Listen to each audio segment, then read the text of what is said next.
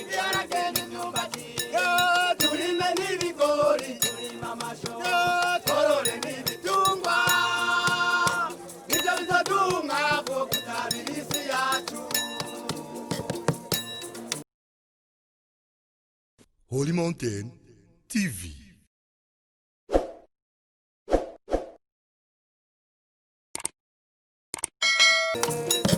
Wasimbaza amahoro kuko amahoro utayafise iyo wifuza ntubirangura ariko amahoro uyafise iyo wifuza urabirangura.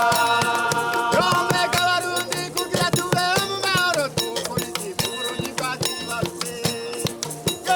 Wasimbaza amahoro kuko amahoro utayafise iyo wifuza ntubirangura ariko amahoro uyafise iyo wifuza urabirangura.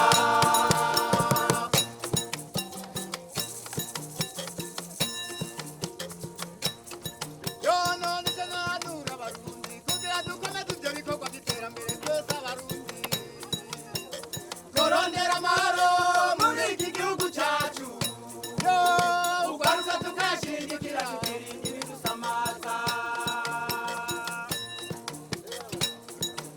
Maze umutuzi dusangira kabisa gahiye twubaka igihugu cyacu kirangwe mu bumwe n'amahoro. Ibindi bikurikira tugakora ibikorwa by'igihugu iterambere rusange. Tugakora ibikorwa by'igihugu iterambere rusange. Abarundi twese tugakora tugahinduka ibirindi kubaka amashuri amavuriro amabarabara n'ibindi gukora bishobora kuduteza imbere.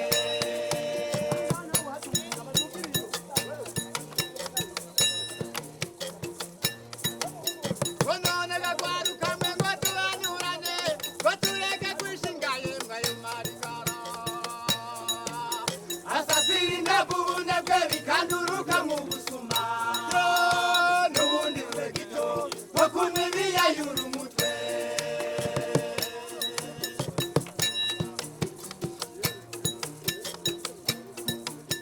Mutega bene Burundi mwe turwanye ubunebwe dufata amasuka turime iteza imbere.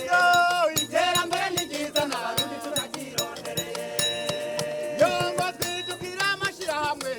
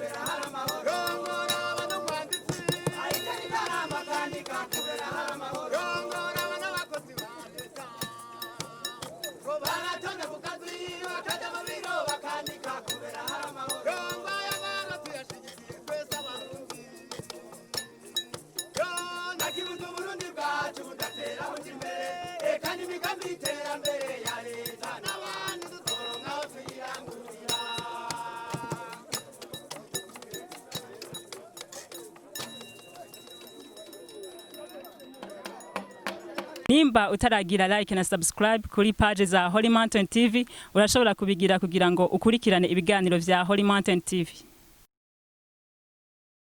Holy Mountain TV.